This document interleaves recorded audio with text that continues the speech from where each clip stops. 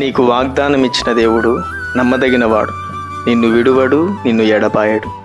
ప్రభు నామానికి మహిమ కలుగును గాక. ప్రతిరోజు ప్రార్థిస్తున్నారా? ప్రతిరోజు ఆయన వాక్యం ధ్యానిస్తున్నారా? ప్రతిరోజు ప్రభుతో మాట్లాడేవారుగా ఉన్నారా? మనం ఎప్పుడు భక్తి మార్గంలో ఉండాలి. విహీనతలోకి ఎంత మాత్రం కూడా మనం వెళ్ళకూడదు. ఎందుకంటే వాక్యంతో, ప్రార్థనతో, ప్రభుతో మాట్లాడే విధానంలో ఉన్నప్పుడు కీడు ఏమీ రాకుండా, అపాయం ఏమీ రాకుండా ప్రతి క్షణం ఆయనను కాపాడుతూనే ఉంటాడు, రక్షిస్తూనే ఉంటాడు, ప్రతి బంధకం నుంచి నేను విడిపిస్తూనే ఉంటాడు. చదువుకుందాం ఈ ఉదయకాలం ప్రభు నీకు ఇస్తున్న శ్రేష్టమైన మాట. యెషయా గ్రంథం 38వ అధ్యాయం 20వ వచనం. మన జీవిత దినములన్నీ యెహోవా మందిరంలో తంతి వాయిద్యములు వాయింతుము. దేవునికి స్తుతి కలుగునుగాక. మన జీవిత దినాలన్నింటిలో ఎక్కడ ఉండాలంట? దేవుని సన్నిధిలో వాయిద్యములు వాయించుచు, కీర్తనలు పాడుచు, స్తుతి గానము చేయొచ్చు. ఈ ఆశ కలిగి మనం ఉండాలంటండి. చాలామంది ఎక్కడెక్కడో ఉండాలనుకుంటారు, ఎక్కడెక్కడికో వెళ్ళాలనుకుంటారు, ఏవేవో చూడాలని ఆశిస్తారు, ఎక్కడెక్కడో వెళ్ళి అక్కడ గడపాలనుకుంటారు. కానీ ప్రభు అంటున్నాడు, నా సన్నిధిలో గడుపుచు, నా సన్నిధిలో నిలిచి ఉండి వారికి శ్రేష్టమైన ఆశీర్వాదాలు దాచి ఉంచానంటున్నాడు. చూడండి, దేవుని సన్నిధికి వెళ్ళి కీర్తనలతో, స్తుతి గానములతో, స్తోత్రములతో, పాటలతో ఆయన్ను మహింపరిచినప్పుడు నేను ఆయన సంతోషించడా? తప్పకుండా నేను సంతోషిస్తాడు. తప్పకుండా నీకు అడిగిన దానికంటే అధికంగా ఇస్తాడని. ఎందుకంటే ఆయన్ను గణపరిచిన ప్రతి ఒక్కరూ తప్పకుండా ఆయన కూడా వారిని గణపరుస్తాడు. తప్పకుండా ఆయన కూడా వారిని హెచ్చిస్తాడు. గొప్ప ఘనత వారికి కలుగు చేస్తాడు. ఎక్కడికి వెళ్తే ఆయన సన్నిధిలోకి వెళ్ళి ఆయన్ని ఆరాధించినప్పుడు, స్తుతించినప్పుడు దేవుడు నీకు క్షేమాభివృద్ధి కలిగిస్తాడు. మనం అనుకుంటాం చాలాసార్లు, నేనే సంపాదించానండి, నేనే కట్టించానండి, నేనే కొనుక్కున్నానండి, ఆయన లేకుండా నీకేది రాదని ఉదయకాలం ప్రభు నీతో మాట్లాడుతున్నాను. గ్రహించే మాట. ఆయన లేకుండా నువ్వేమి చేయలేవు. ఆయన లేకుండా, ఆయన ఇవ్వకుండా ఏది నీ దగ్గరకు రాదు. ఆయన ఆశీర్వదించకుండా ఏది నువ్వు సంపాదించలేవు. ఏది ఇచ్చినా కూడా ఆయన కృపలోనే, ఆయన ఆశీర్వాదంలోనే. ఆయన ఇస్తేనే అది మన దగ్గరకు వస్తుంది. మరి ఇచ్చిన ఆయన్ను నువ్వేం చేయాలి?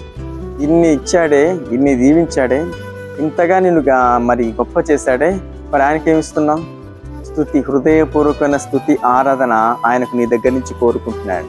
ఆయన సన్నిధికి వెళ్ళి కుటుంబం అంతా ఆయన్ను కలిసి ఆరాధించినప్పుడు, ఆయన మహిమపరిచినప్పుడు, నా దేవా, నా కుటుంబాన్ని ఇచ్చావు, నన్ను దీవించావు, నాకు ఇల్లు ఇచ్చావు, నాకు కారు ఇచ్చావు, ప్రతిదీ నాకు నీ దగ్గర నుంచే వచ్చాయని ప్రతిదీ ఆయనకి చెప్పి నువ్వు కృతజ్ఞతలు చెల్లించినప్పుడు ప్రభు నిన్ను ఇంకా ఆశీర్వదిస్తాడు, ఇంకా వర్ధిల్ల చేస్తాడు.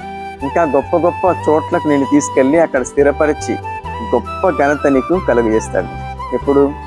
ఆయన సన్నిధికి వెళ్ళి తంతి వాయిద్యములతో ఆయన మందిరంలో వాయించి, స్తుతించి, స్తుతి గానములతో ఆయన్ని కీర్తించి మహిమపరిచినప్పుడు నిన్ను చూసి ఆనందించిన దేవాదేవుడు తప్పకుండా నీ జీవితాన్ని ఇంకా కళగా మారుస్తాడు, ఇంకా మధురంగా మారుస్తాడు.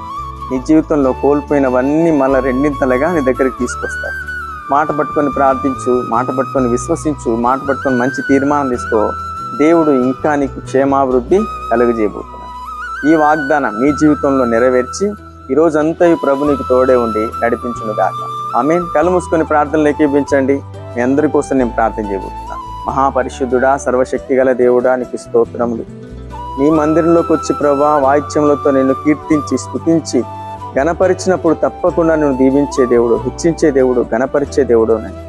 మాటలు ఉంటున్న ప్రతి బిడ్డ ఒక మంచి తీర్మానంలోకి రావు. నిన్ను మాత్రమే గణపరచాలి. నేను ఆ రోజులు ఎక్కడికి కూడా వెళ్ళకుండా నీ సన్నిధికే రావాలి ప్రభు. ఈ మాటలో ప్రతి హృదయంలో ముద్రించమని ప్రార్థిస్తున్నాను.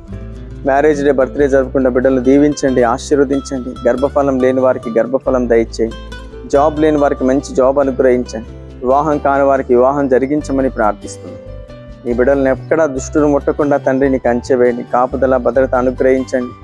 ప్రతి ఒక్కరిని శోధ నుంచి తప్పించండి, అపాయం నుంచి తప్పించండి. నీ బిడ్డలు వెళుతూ వస్తున్న ప్రతి మార్గంలో నువ్వు తోడుగా ఉండమని ప్రార్థిస్తున్నాను. ప్రతి కుటుంబాన్ని వెలిగించండి, నీ సమాధానంతో నింపండి, నీ క్షేమంతో నింపండి, నీ ఆశీర్వాదంలోతో నింపమని. ప్రతి కుటుంబాన్ని వెలిగించి దీవించమని నజరేయుడైన యేసుక్రీస్తు నామములో ప్రార్థిస్తున్నాం పరమ తండ్రి. ఆమేన్. వీడియో చూసిన మనందరినీ ప్రభు దీవించి ఆశీర్వదించును గాక. ఆమేన్.